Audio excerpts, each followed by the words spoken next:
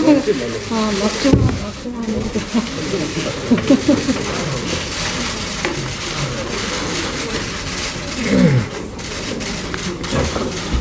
너무 빡빡하죠.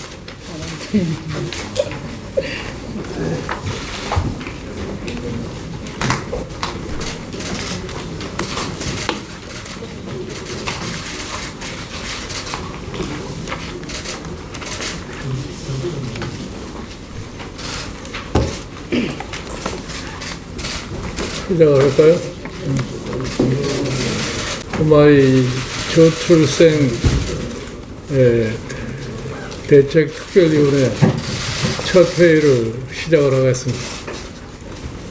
사실 이 저출생 문제라고 하는 것이 대한민국의 미래에 있어서 무엇보다도 가장 중요한 과제가 아닌가 생각합니다. 일반적으로 이 사람들이 이 저출생이라는 이 문제에 대해서 그렇게 심각한 생각을 갖고 있지 않는데, 최근에 발표한 저희 국제기관의 숫자에서도 대한민국이 세계에서 출생자가 가장 적은 나라가 되어 있습니다. 그럼 과연 지금과 같은 출생자 숫자를 가지고 대한민국 장래가 보장이 될 수 있겠느냐, 한번 우리가 냉정하게 생각해 볼 시기가 생각합니다. 사실 제가 1989년에 보건사회부 장관을 취임을 해가지고서 당시에 업무 보고를 받으니까 그 담당 국장이 나에게 전해놓은 얘기가 이 출생자 숫자가 1.9라고 그렇게 얘기를 해요. 그래서 이제 그동안에 참 산하 제한을 하려고 수고를 많이 하셨는데, 이제 출산율이 1.9로 떨어졌으면은 지금서부터 산하 제한을 그만하라. 그래서 산하 제한을 그만하라고 했더니 다들 깜짝 놀래요. 왜 놀랐냐면은, 아니 뭐 인구가 많아서 걱정이라고 이게 산하 제한을 했는데 왜 갑자기 산하 제한을 갖다 중지하라고 그러냐. 그 우리가 인구의 추세를 보면은 이 출생률이 2 이하로 떨어지면은 그 다음서부터 떨어지는 속도가 굉장히 빠릅니다.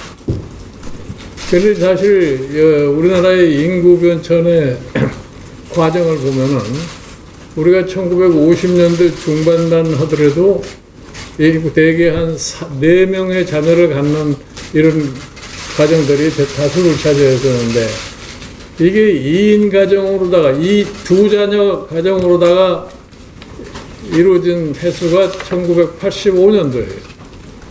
그러니까 1989년도 됐을 때는 벌써 2 이하로 떨어져서 1.9를 보여준 겁니다. 이제 그러고 난 다음에 제가 이 보건사회부 장관을 한 10개월쯤 하다가 그만두고 나갔는데, 그 다음에 이제 과거에 그 산하 제한에 아주 그 치중하던 단체들이라든가 일반적인 인식이라든가 이런 것이 사실 산하 제한을 그만두라고 그러니까 잘 납득이 안 되는 것 같아요. 그래가지고서 아마 산하 제한을 계속해서 1995년도까지 아주 철저한 산하 제한을 해가지고서 출생자 숫자가 1.5로 떨어졌습니다. 그 이후로는 계속 떨어지기 시작해가지고 2000년대 들어와가지고서는 1.5, 뭐 1.25 이렇게 떨어지고, 최근에 지금 2년 전서부터 1 이하로 좀 떨어져가지고 있는 겁니다. 그럼 이게 이렇게 인구가 이 출생률이 줄어들어가지고 하면은 뭐가 문제가 되느냐? 경제도 문제가 되고 우리나라에 지금까지 만들어 놓은 여러 가지의 제도가 제대로 운영이 될 수가 없습니다. 그래서 저 출생률을 올린다는 것이 굉장히 중요한데, 그럼 우리가 뭘 정확하게 알아야지 출생률을 올릴 수 있느냐 할 것 같으면, 그러면 왜 최근에 와서 결혼을 안 하려고 그러고, 결혼을 하는 사람들이 애를 낳지 않으려고 그러고, 그 배경을 한번 우리가 명확하게 알아야 된다. 여러 가지 요인이 있기 때문에 이 출생률을 올리기 위해서는 아주 이 전반적인 경제정책 전반이 아주 포괄적으로 이 문제를 집중적으로 다루지 않으면 안 됩니다. 제일 중요한 게 지금 우리가 알고 있는 것이 뭐냐. 자, 젊은 신혼부부들이 주택 마련이 어렵다. 주택값이 너무 비싸다. 최근에 진행되고 있는 이 소위 천정부일지 모르고 올라가고 있는 아파트 투기.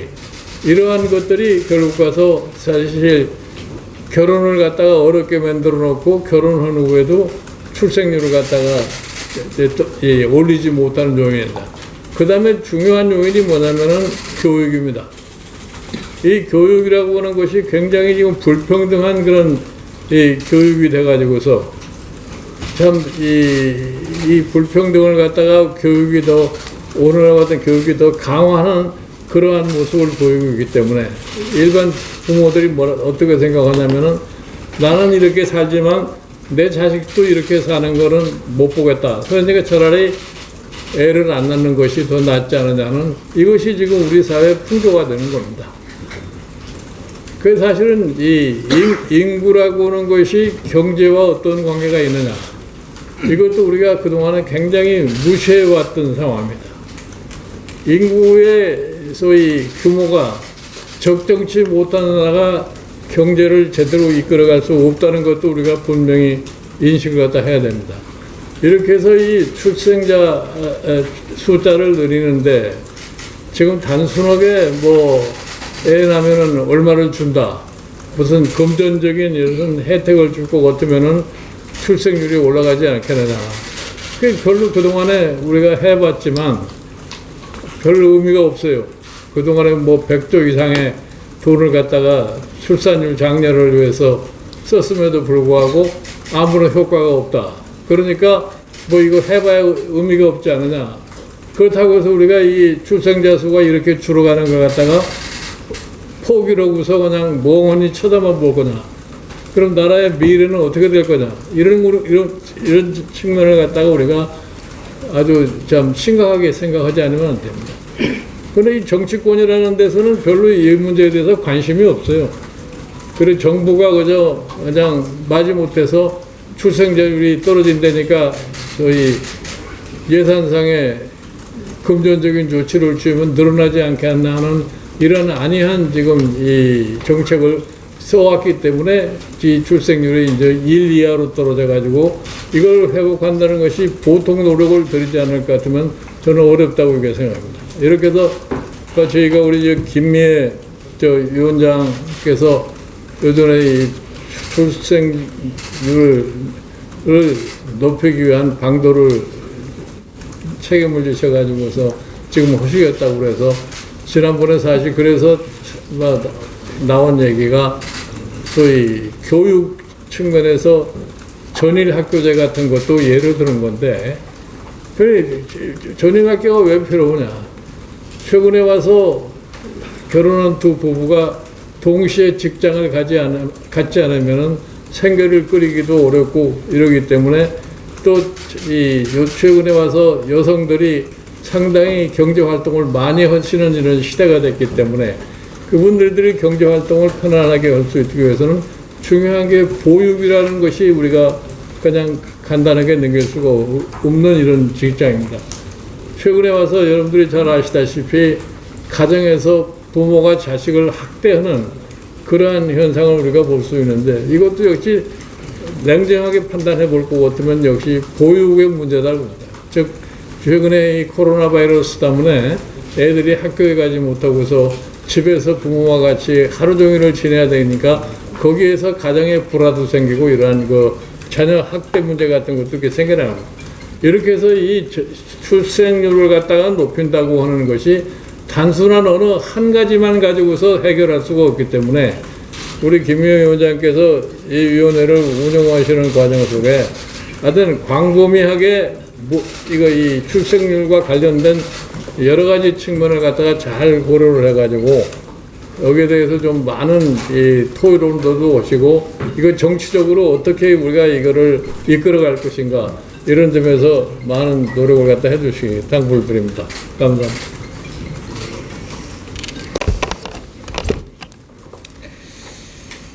저출생 대책특별위원회 슬로건은 함께 키우는 대한민국입니다.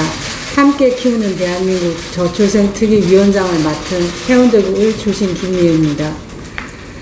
오늘 첫 회의를 개최하는 미래통합당 저출생 대책특별위원회는 지난 6월 25일 당 비대위의 인준을 받았고 오늘 저를 포함한 15인의 위원들에 대한 임명장 수여식이 있었습니다. 저출생 특위의 기본 취지와 추진 상황에 대해 보고드리겠습니다.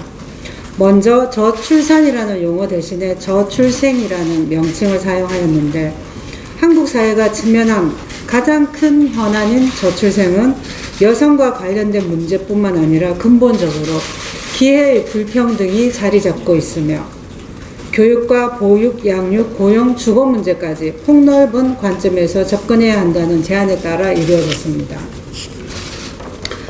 저출생 대책특별위원회의 슬로건은 함께 키우는 대한민국으로 정했는데 아이를 함께 키우는 대한민국, 국민이 함께 키우는 대한민국이라는 두 가지 의미를 담고 있습니다.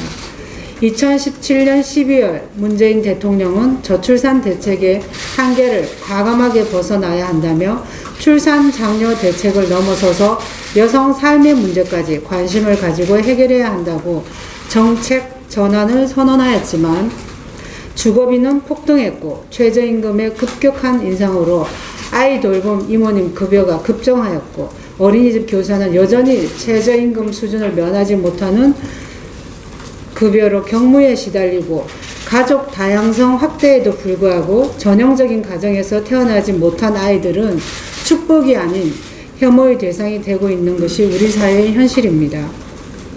아이를 낳아보라는 국가 주도 출산 지원 정책에서 벗어나 실제 아이를 낳고 키우는 삶을 지원하고 아이를 국가와 국민이 함께 키우는 정책으로 대전환을 해야 합니다.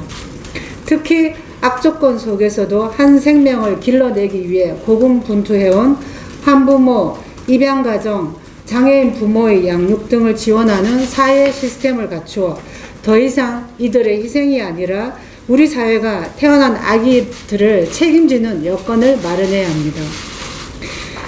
위원 구성은 가족의 모습이 다양해짐을 반영해야 한다고 판단하여 전문가뿐만 아니라 교육, 보육, 양육 분야의 다양한 현장 활동가와 당사자들을 포함시켰습니다.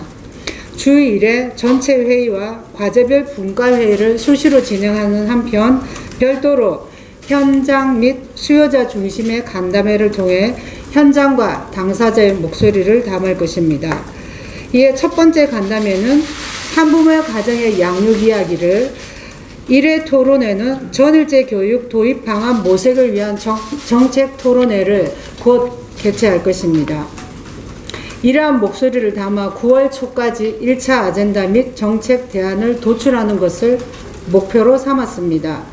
우리 미래통합당은 약자와의 동행을 약속했고 저출생 역시 우리 사회의 약자인 아이들 그리고 아이를 낳는 순간 약자가 되는 아이를 키우는 부모들의 편에 서서 남성 육아휴직 활성화, 전일제 학교 운영, 동네 이모집 활성화, 조일 워킹맘의 직장과 아이 지키기, 비양육자의 양육비 실질적 이행 확보 방안 등을 모색함과 동시에 이미 태어난 아이들을 건강하고 안전하게 키우도록 아동 인권과 복지의 사각지대를 찾아 이를 개선하는 활동에 주력하겠습니다. 이어서 우리 여기 특위에 참여하신 위원님들을 소개해 드리겠습니다. 위원은 저를 포함하여 15인입니다. 먼저 보육, 양육 문제를 다룰 아이 중심 분과에는 그동안 변호사에서 양육비 이행 확보 등 활동을 지속해 오신 전주혜 의원님, 실제 양육에 참여하고 계시는 두 아이의 아빠이신 이용호 의원님은 오늘 다른 일정으로 못 오셨습니다. 늦둥이 아빠 육아일기를 쓰기도 하신 정재훈 서울여대 사회복지학과 교수님도 오늘 다른 일정으로 못 오셨는데 아마 그 뒤에 아까 말씀드린 전일제 학교 토론회 발제자로 참여해 주실 겁니다. 출산 정책 관련하여 목소리를 내오신 홍순철 고려대 산부인과 교수님, 그다음 아동학대 근절을 위해 노력해 오신 소아정신과 전문의 신혜진 전 국회의원님도 오늘 다른 일정으로 못 오셨고요. 실제 친생자 3명 아래 쌍둥이 2아이를 입양해서 5명의 아이를 양육하고 계시는 전국입양가족연대 오창화 수석대표님, 한부모 가정 당사자인 박리연 가온 한부모연합 대표님께서 참여해 주셨습니다. 그 다음 1가정 양립분과에는 2아이를 키우는 아빠이자 국회 보좌관으로 다양한 교육 문제를 심도 있게 다뤄오신 정의용 의원님, 실제 장애인으로서 특수교육 당사자이신 우리 김혜지 의원님, 교육 행정을 두루 경험하신 김경회 성신여대 교수님, 학부모로서 교육운동활동가인 박소영 교육바로세우기 운동본부 대표님, 북한인권과 통일교육활동을 하고 계시는 세이브NK 김범수 대표님, 대한교육기관을 운영하고 실제 전일제 학교를 운영하고 계시는 정기원 미랄두레학교 교장 선생님, 미래교육의 방향을 제시하고자 사회활동에 뛰어드신 미래교육 네트워크 정찬필 사무총장님이 계신데 오늘 못 오셨습니다. 이렇게 다채로운 현장 전문가와 당사자가 참여해 주셨습니다. 다시 한번 대한민국을 키우는 일에 함께 해주신 여러분 정말 고맙습니다. 그러면 위원님들께서 간단하게 소감과 각오를 말씀해 주시면 고맙겠습니다. 네. 박리연 위원님부터 하시는 게 편하겠죠?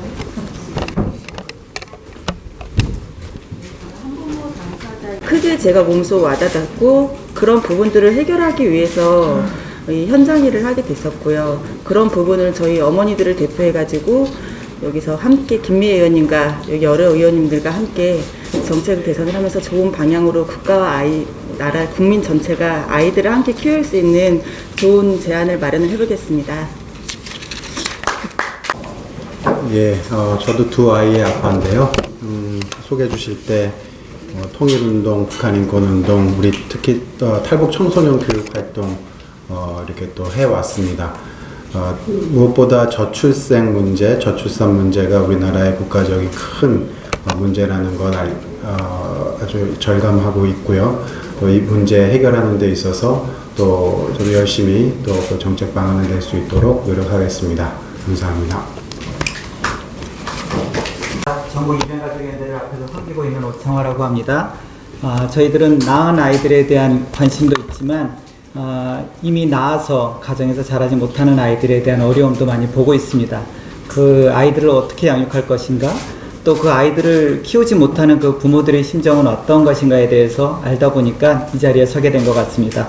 앞으로 김미애 의원님을 옆에서 보좌하고 또 저희들의 닥친 현안에 대해서 나누면서 함께 키우는, 함께 양육하는 그 대한민국의 거룩하고 아름다운 멋진 모습을 만들어가도록 노력하겠습니다. 감사합니다. 김경회 교수입니다. 이게 저는 교육행정을 좀 오래 했기 때문에 여러 가지 좋은 의견들을 어떻게 의제화하고 이거를 정책으로 만드느냐, 네, 그런 부분, 특히 이제 교육 쪽에 담아야 할 게 굉장히 많을 것 같아요. 이제 그런 쪽에 미력하나마 제 능력을 다 열심히 바치도록 하겠습니다.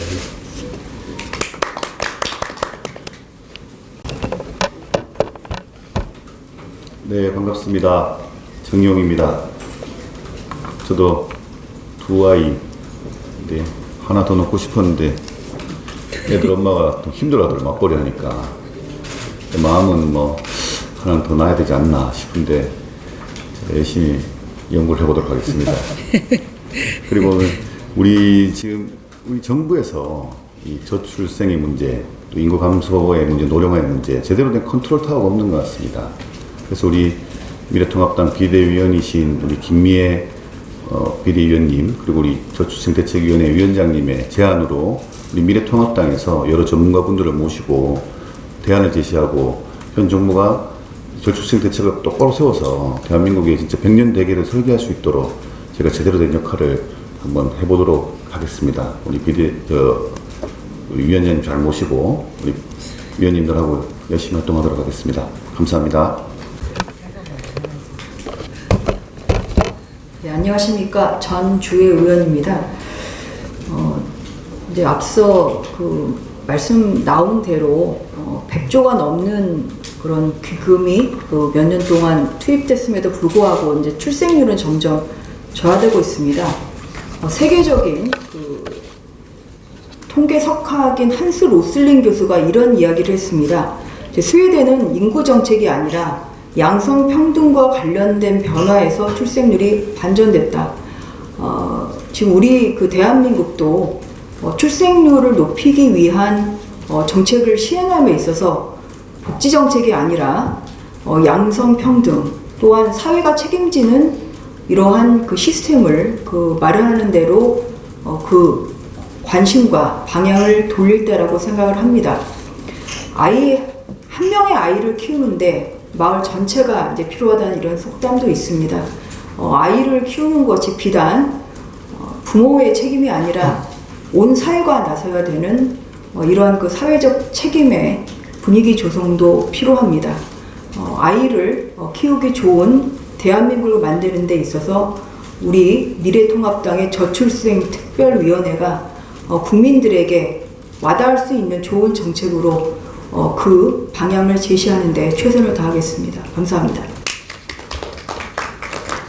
대학교에서 교장으로 아이를 만나고 있는데요. 제가 서울교대를 졸업하고 공교육에서 15년 교사로 근무하다가 2005년도에 사직서를 제출하고 대안학교를 설립해서 지금 15년째 아이들 만나고 있는데, 제가 15년 전에 근무했던 학교를 찾아갔더니 제가 근무할 때는 한 학년에 9개 반이었고 학생이 50명씩 있었는데 지금 4개 반으로 줄어들었고 30명밖에 안 된 걸 경험하면서 이 학령 인구의 이 절감이 심각함을 경험하게 되었고요. 지금 이제 대안학교 현장에서도 학령 인구가 줄어들면서 학교가 문을 닫고 있는 대안학교들도 지금 늘어나고 있습니다. 그래서 이게 참 심각한 상황이다 싶은데 우리 미래통합당에서 저출생 대책 특별위원회를 구성하시고 또 저 부족한 저를 불러주셔서 제가 하고 있는 일에 최우선 순위에 두고 열심히 참여해서 좋은 결과를 얻어내도록 노력해 보겠습니다. 감사합니다. 네, 저는 홍순철이라고 하고 산부인과 의사입니다. 과거에 사용됐던 단어가 저출산이라는 단어였는데 저출생이라는 단어가 사실은 되게 친근감 있게 다가옵니다. 왜냐하면 우리가 아이를 낳는 거를 그동안은 엄마나 여성만의 특권이었고 모든 권한이 엄마나 가족, 부모한테만 있다고 생각했는데 저출생이라는 단어를 얘기할 때는 이제 아이도, 미래 세대의 주인공인 아이도 하나의 주체로서 받아들이는 생각이 들어서 저출생이라는 단어가 아주 마음에 들고요.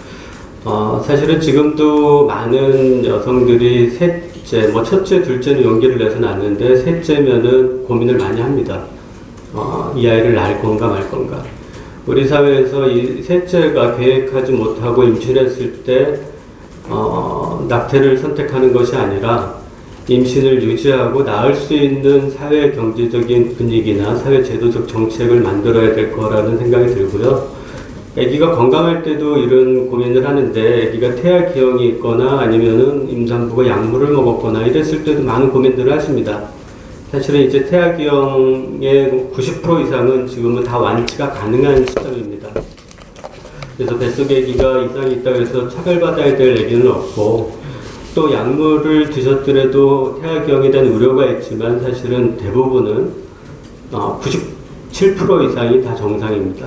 그렇기 때문에 우리가 일어나지 않을 미래에 대한 두려움 때문에 극단적인 선택을 해서 세상에 빛을 못 보는 아기들이 많이 있는데 이제 새로운 저출생이라는 단어에서 말하는 것처럼 미래 세대의 주인공인 우리 아기들이 하나의 주체로 저출생 대책위원회에서 논의가 되고 그 아이들이 우리 건강하게 이 사회의 구성원으로서 맞이할 수 있는 정책에 저도 간맘먹고 기여하도록 하겠습니다. 감사합니다.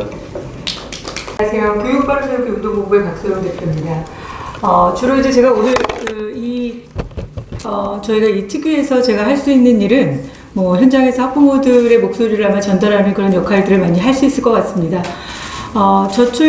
저출산 정책이 지금 현재 올해로 마지막으로 3차 그 정책이 마지막인 걸로 알고 있습니다. 5년치씩 지금 15년 동안 하고 있었는데 결국은 지금 더 출산율이 떨어져 있는 상태이지 않습니까? 그런데 이런 부분들의 복합적인 이유가 있겠지만 현장에서 학부모들이 자녀를 키우면서 특히 이제 초등학교 학부모들이나 특히 이제 입시를 앞둔 학부모들도 결국은 공교육에 대한 불신, 그 다음에 아이를 키우기 정말 이 대한민국이라는 곳이 정말 아이를 키우기에는 정말 교육시키기에는 정말 어렵고 열악하구나라는 부분들에 대해서 불만을 토로하시는 분들이 많이 계십니다. 이런 부분들이 아마 다 전달이 돼서 결과적으로는 대한민국의 출산율을 떨어뜨리는 그런 복합적인 요인 중에 하나가 아닐까 싶습니다. 그래서 저희가 오늘 미래통합당에서 정말 좋은 저출생 대책특별위원회라는 좋은 특위를 만들었으니 저희가 정말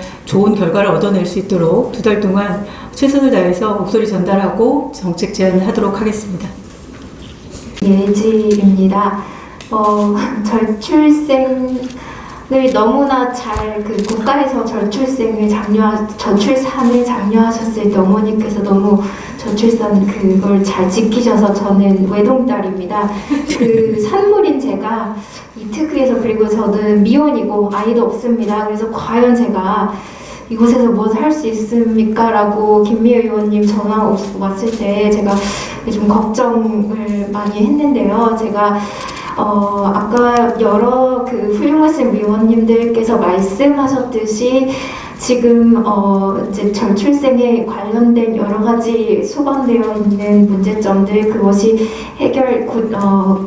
같이 해결되었을 때 이 저출생이라는 것에 대해서 우리가 정책을 또 마련할 수 있는데 제가 또 무슨 도움을 드릴 수 있을까 생각을 해보니 저는 특수교육 대상자였습니다. 그리고 제 친구들도 당사자로서 아이들을 기르고 장애 당사자라 부모로서 저는 아니지만 저는 뭐 전혀 관계가 없을 거고 앞으로도 사실 관계가 없을 듯 하지만 그렇습니다. 그래서 그런 당사자 부모님들의 목소리 그리고 또 아이들 중에서도 아까 의사 선생님 말씀하셨지만 저도 선천성 장애를 가지고 태어났습니다만 뭐 많은 수의 장애인 인구는 중도의 장애를 가지게 되는 분들이 많지만 선천적으로 장애를 가지고 태어나는 아기들도 있습니다. 그런 아이들의 특수교육, 건강한 보육과 건강한 교육을 통해서 훌륭하게 자라나서